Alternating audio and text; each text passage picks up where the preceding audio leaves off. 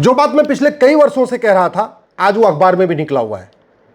उत्तर प्रदेश के बलरामपुर जिले में जो नेपाल का बॉर्डर है, वहाँ अवैध प्लॉटिंग हो रही है और वहाँ पे मुस्लिम कम्युनिटी के लिए वहाँ प्लाट खरीद रहे हैं, वहाँ घर बनवा रहे हैं। उत्तर प्रदेश की घटना है, निकल गई, अखबारों में भी आ गया।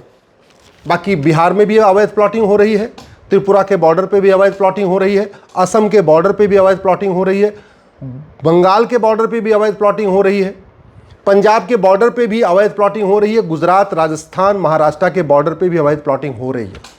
और बड़े प्लान्ड वे में किसानों की ज़मीन को औने पौने दाम में खरीद के और वहाँ पे समुदाय विशेष वहाँ पे मकान बनवा रहा है। यहाँ पे जो घटना आई है बलरामपुर में, यहाँ पे गोंडा बहराइच बस्ती के अलावा नेपाल के मुसलमान आके प्लॉट खरीद रहे हैं। और कैसे खरीद रहे हैं? विदेशी वो फर्जी आधार बनवा के, फर्जी राशन कार्ड बनवा के, फर्जी ड्राइविंग लाइसेंस, फर्जी वोटर आईडी, फर्जी बर्थ सर्टिफिकेट बना के यहीं के नागरिक बन जा रहे हैं और फिर उस प्लॉट को खरीद रहे हैं। सबसे आश्चर्य की बात कि मुंबई के बहुत सारे लोगों ने आके बलरामपुर में, उत्तर प्रदेश का जो बलरामपुर बॉर्डर है, नेपाल का बॉर्डर, वहाँ मुंबई के लोग आके प्लॉट खरीद रहे हैं, अजमेर के लोग आके वहाँ प्लॉट खरीद रहे हैं। ये बड़े आश्चर्य करने की बात है कि मुंबई और अजमेर के लोग उत्तर प्रदेश के नेपाल बॉर्डर पे आके प्लॉट खरीद रहे हैं, वहाँ अपना घर बनवाएंगे। इसमें जो नाम आया है, ये सखावतुल्लाह का, फैजानुल हक, अब्दुल करीम, इरशाद खान, नफीस खान, सिराज अहमद, सगीर अहमद। इसमें कुछ प्रधान वहाँ के रह चुके हैं, कुछ प्रधान अभी प्रधान है, कुछ ग्राम पंचायत के सदस्य हैं। और इन लोगों ने सरकारी कर्मचारियों से मिली भगत करके किसानों की ज़मीन पे अवैध प्लॉटिंग किया है। जो रिपोर्ट आई है उसमें जो लेखपाल पटवारी है उसको भी लोग पैसा देते हैं और वो सारे डॉक्यूमेंट बना के दे रहा है। वहाँ के हवलदार थानेदार को भी पैसा दे के रखते हैं, इसलिए वो शांत बैठे हुए हैं। वहाँ तहसील का जो पेशकार है, तहसीलदार है, रजिस्ट्रार है, वो लोग इस पूरी ज़मीनों की रजिस्ट्री करते जा रहे हैं। भारत के पूरे भारत के बॉर्डर को बड़े प्लान्ड वे में वहाँ की डेमोग्राफी बदली जा रही है। पहले घुसपैठियों को अंदर लाया जाता है, फिर घुसपैठियों का कागज़ बनवाया जाता है, फिर वहाँ पे ज़मीनों की प्लॉटिंग होती है और फिर घुसपैठियों के मकान बनाए जा रहे हैं। और नतीजा ये है, चाहे उत्तराखंड का बॉर्डर हो या पंजाब का बॉर्डर हो या उत्तर प्रदेश का बॉर्डर हो या बिहार का बॉर्डर हो या असम का बॉर्डर हो या बंगाल का बॉर्डर हो, हर जगह पूरे बॉर्डर पे घुसपैठिए बाकायदा भारतीय बनते जा रहे हैं। फर्जी डॉक्यूमेंट बनवा के, प्लॉट खरीद के, उसके ऊपर उनकी मकान भी बनते चले जा रहे हैं। फंडिंग खूब आ रही है। और ये छांगुर जलालुद्दीन भी बलरामपुर का ही है। ये छांगुर जलालुद्दीन जिसका 600 जिलों में नेटवर्क चल रहा था, जिसने 5000 गुर्गे पाल रखे हैं लब जिहाद करने के लिए, ये भी वहीं बलरामपुर का रहने वाला है। योगी जी की सरकार आ गई, इसलिए छांगुर जलालुद्दीन पकड़ा गया। हो सकता है कोई सेकुलर सपा की सरकार होती, तब तक छांगुर जलालुद्दीन हो सकता है सांसद बन जाता या विधायक बन जाता, मंत्री बन जाता। अभी तो जेल में चला गया। ऐसे ही गिरोह आगरा से पकड़ा गया, योगी जी की सरकार आई इसलिए योगी जी ने पकड़वा लिया। नहीं तो हो सकता है ये अब तक हुआ। और ये जो घटना आई है, ये कोई आज प्लॉटिंग नहीं हो रही है, वर्षों से प्लॉटिंग हो रही है, लेकिन पिछली सरकारों ने कुछ नहीं किया। अब योगी जी की सरकार आई है, तब पता चला है कि ये जो उत्तर प्रदेश का बॉर्डर वाला एरिया है, नेपाल का बॉर्डर, वहाँ अवैध प्लॉटिंग करके ज़मीनें बेची जा रही हैं और लोग वहाँ घुसपैठियों को बसा रहे हैं और घुसपैठिए वहाँ बसते चले जा रहे हैं। सवाल ये है, ये लेखपाल पटवारी, ये थानेदार हवलदार, ये रजिस्ट्रार, ये पेशकार, ये तहसीलदार, जिनको इन जिहादियों के खिलाफ कार्रवाई करना था, ये उसके भागीदार क्यों बन गए? जैसे बलरामपुर कोर्ट का जो एक वहाँ पे क्लर्क था, वो खुद ही उसकी मदद कर रहा था, फर्जी केस करवाने में मदद कर रहा था। क्यों कर रहा था? पैसा ले रहा था। अल्टीमेटली ये सारे जितने लेखपाल पटवारी, तहसीलदार, पेशकार, रजिस्ट्रार काम कर रहे हैं, ऐसे लोगों की मदद कर रहे हैं। क्यों कर रहे हैं? पैसे के लिए। भारत बर्बाद हो जाए उनको कोई फ़र्क नहीं पड़ता, उनको पैसा चाहिए। देश बर्बाद हो जाए, देश की डेमोग्राफी बदल जाए, भारत पे घुसपैठिए कब्जा कर लें, यहाँ आतंकवाद हो जाए, यहाँ बम फूटे, यहाँ धर्मांतरण हो, यहाँ घुसपैठ हो, जनसंख्या विस्फोट हो, लब जिहाद हो, लैंड जिहाद हो, भ्रष्टाचारियों को इससे कोई फर्क नहीं पड़ता। भ्रष्टाचारियों को केवल माल पानी चाहिए, उनको सोने की चेन बनवाना है, उनको बड़े बड़े मकान खरीदना है, उनको फार्म हाउस बनाना है, उनको लग्जरी गाड़ियाँ खरीदनी है, उनको बच्चों को विदेशों में पढ़ाना है। ये सब कर रहे हैं केवल और केवल पैसे की खातिर, देश के साथ गद्दारी कर रहे हैं। और ये गद्दारी इसलिए कर रहे हैं क्योंकि हमने भ्रष्टाचार को देशद्रोह घोषित ही नहीं किया। ये मेरे पास ये भारतीय न्याय संहिता है, आज तक इसमें हमने एक चैप्टर नहीं जोड़ा ऑफेंस रिलेटिंग टू करप्शन, इसलिए भ्रष्टाचार चल रहा है। जबकि अमेरिका का जो फेडरल पिनल कोड है, इसमें ऑफेंस रिलेटिंग टू करप्शन है। हमारे यहाँ जो हमने भारतीय न्याय संहिता बनाई है, पहले आईपीसी थी, उसमें ऑफेंस रिलेटेड टू करप्शन नहीं है। अब आप कहेंगे अच्छा करप्शन के लिए अलग से कानून है। अरे अलग से कानून है, प्रिवेंशन ऑफ करप्शन, वो भी तो सड़ा हुआ है। ऐसा घटिया, ऐसा सड़ा हुआ कानून कि 70,000 करोड़ का कॉमनवेल्थ घोटाला हो गया, 1,76,000 करोड़ का 2G घोटाला हो गया, 1,86,000 करोड़ का कोयला घोटाला हुआ, किसी को सजा नहीं हुई। ऐसा सड़ा हुआ कानून है। ऐसे सड़े हुए कानून को लेकर क्या करेंगे हम? ये भ्रष्टाचार राष्ट्र की सुरक्षा के लिए खतरा है।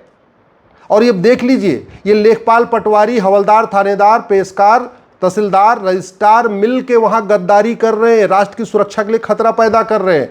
लेकिन इन घूसखोर कर्मचारियों के खिलाफ एनएसए नहीं लग सकता। क्यों? क्योंकि हमने नेशनल सिक्योरिटी एक्ट में भ्रष्टाचार को राष्ट्र की सुरक्षा के लिए खतरा घोषित ही नहीं किया। ये देश की एकता अखंडता के लिए खतरा पैदा कर रहे हैं। और जो देश की एकता अखंडता के लिए खतरा है, उससे निपटने के लिए हमारे इस बीएनएस में एक प्रावधान है, सेक्शन 152। सेक्शन 152 कहता है कि जिससे हमारी संप्रभुता के लिए खतरा हो, हमारी एकता के लिए खतरा हो, अखंडता के लिए खतरा हो, उनके खिलाफ सेक्शन 152 लगेगा। लेकिन ये जो देशद्रोही गद्दार, लेखपाल, पटवारी, कानूनगो, ये तहसीलदार, हवलदार, पेशकार, ये जो है रजिस्ट्रार, इनके खिलाफ 152 नहीं लगेगा। क्योंकि हमने धारा तो बना दिया 152, लेकिन उसमें लिखा ही नहीं कि भ्रष्टाचार हमारी राष्ट्र की एकता अखंडता के लिए खतरा है, हमारी संप्रभुता के लिए खतरा है। ये भ्रष्टाचार एक तरीके से वेजिंग वॉर है। इससे जो गद्दारों को मदद मिलती है। जासूसी क्यों करते हैं लोग? पैसे के लिए। गद्दारी क्यों करते हैं? पैसे के लिए। ये इनडायरेक्ट वॉर है हमारे देश के खिलाफ। और विदेशों से पैसा आता है जासूसों को, गद्दारों को। ये लेखपाल, पटवारी, पेशकार जो काम कर रहे थे, जो यहाँ पे कॉलोनी बसा रहे थे, इनको विदेशों से फंडिंग हो रही थी। अभी अपने बंगाल के बॉर्डर पे एक बीएसएफ का कमांडेंट पकड़ा, उसके घर से 22 करोड़ मिला। कहां से आया था पैसा? बाहर से, हवाला के जरिए आया था। किस लिए आया था? घुसपैठियों को बसाने के लिए। तो घुसपैठियों को बसाने के लिए भी पैसा आ रहा है विदेशों से, घुसपैठियों का डॉक्यूमेंट बनवाने के लिए भी पैसा आ रहा है विदेशों से, घुसपैठियों को प्लॉट दिलवाने के लिए भी पैसा आ रहा है विदेशों से, घुसपैठियों के नाम पर जमीनों की रजिस्ट्री हो जाए उसके लिए भी पैसा आ रहा है विदेशों से। और इसके बावजूद न भ्रष्टाचार को हमने राज्य की सुरक्षा के लिए खतरा घोषित किया, न भ्रष्टाचारियों पे एनएसए लगता है, न भ्रष्टाचारियों पे यूएपीए लगता है, न भ्रष्टाचारियों पे देशद्रोह की धारा लगती है, न भ्रष्टाचारियों पे गैंगस्टर एक्ट लगता है, न भ्रष्टाचारियों पर ऑर्गेनाइज क्राइम की धारा लगती है। जब लगती नहीं है तो पैसा उनको मिल रहा है, वो सब कुछ कर रहे हैं। वो छांगुर जलालुद्दीन की मदद कर रहे हैं, वो आतंकवादियों की मदद करते हैं, पैसा उनको मिल जाता है घूसखोर कर्मचारियों को, तो ये आतंकवादियों की मदद करते हैं, अलगाववादियों की मदद करते हैं, नक्सलियों की मदद करते हैं, जिहादियों की मदद करते हैं, धर्मांतरण कराने वाले मिशनरियों की मदद करते हैं, सबकी मदद करते हैं। जो उनको कार्रवाई करनी चाहिए कार्रवाई नहीं करते। पैसा मिल जाता है, झूठ फर्जी जांच कर देते हैं, जांच कमजोर कर देते हैं, बाद में सबूत के अभाव में छूट जाते हैं। यह हालत हो गई। पैसा मिल जाता है, जो लोग गवाही देने आते हैं उनको भी धमकाते हैं। यह हालत चल रही है भारत में। क्यों? क्योंकि भ्रष्टाचार को हमने जघन्य अपराध घोषित नहीं किया। मैं माननीय प्रधानमंत्री से निवेदन कर रहा हूं, भारत की 50% समस्याओं का मूल कारण भ्रष्टाचार है। भारत बर्बाद हो जाएगा अगर ये भ्रष्टाचार खत्म नहीं हुआ। और भ्रष्टाचार लाइलाज समस्या नहीं है। सिंगापुर में 0 भ्रष्टाचार है, जापान में 0 भ्रष्टाचार है। हमारे यहाँ भ्रष्टाचार रत्ती भर कम नहीं हुआ है जमीन पे। थाना आज भी दलाली का अड्डा बना हुआ है, क्योंकि हमने भ्रष्टाचारियों को फांसी देने के लिए कानून नहीं बनाया। तहसील में आज भी ये जो अवैध प्लॉटिंग चल रही, कैसे चल रही? तहसील से प्लॉटिंग हो रही, तहसील से रजिस्ट्री हो रही। क्यों हो रही है? क्योंकि फर्जी डॉक्यूमेंट बनाना और बनवाना अपराध नहीं है, और फर्जी रजिस्ट्री करना अपराध नहीं है। तो किसानों की जमीन पे फर्जी लोगों को, जो भारत के नहीं है, उनको भी प्लॉट बिक रहा है। ये जानते हैं, वो लेखपाल भी जानता है, पटवारी भी जानता है, तहसीलदार भी जानता है, पेशकार भी जानता है, वहाँ का क्लर्क भी जानता है, वहाँ का रजिस्ट्रार भी जानता है। सब जानते हैं कि जो ये रजिस्ट्री हो रही फर्जी हो रही है, लेकिन उनका मुंह बंद कर दिया जाता है उनको पैसा देके। इसलिए मैं कह रहा हूँ, भ्रष्टाचारियों की 100% संपत्ति जब्त करने, नागरिकता खत्म करने, और साल भर के अंदर इनको फांसी देने के लिए कानून बनाइए। साल भर के अंदर फांसी तभी होगी जब झूठ बोलना गंभीर अपराध होगा, और झूठ पकड़ने के लिए नार्को पॉलीग्राफ ब्रेन मैपिंग कानून होगा। अगर ये हमने नहीं किया तो चलिए, उत्तर प्रदेश में घटना पकड़ में आ गई, बंगाल की घटना कभी पकड़ में नहीं आएगी, बाकी राज्यों की घटना पकड़ में नहीं आएगी। और सच्चाई है, प्लॉटिंग हर जगह हो रही है। वो पंजाब के बॉर्डर पे भी अवैध प्लॉटिंग हो रही है, उत्तराखंड के जंगलों पे कब्जा होता चला जा रहा है। क्यों? और कब्जा कौन करवा रहे हैं? वो फॉरेस्ट डिपार्टमेंट के कर्मचारी कब्जा करवा रहे हैं। फॉरेस्ट डिपार्टमेंट कर्मचारियों को पता है कि ये बाहर का बंदा आके यहाँ जंगल में बैठ गया, फिर भी वो कुछ नहीं करता। क्यों? उसको कुछ पैसा मिल जाता है। ये भ्रष्टाचार खोखला कर रहा है देश को, ये भ्रष्टाचार हमारी पूरी नींव को कमज़ोर कर रहा है। भ्रष्टाचार ख़त्म नहीं हुआ तो भारत बर्बाद हो जाएगा। इसलिए भ्रष्टाचारियों का नार्को पॉलीग्राफ ब्रेन मैपिंग करने, इनकी 100% संपत्ति जब्त करने, इनकी नागरिकता ख़त्म करने और इनको फांसी देने के लिए कानून बनाना बहुत ज़रूरी है।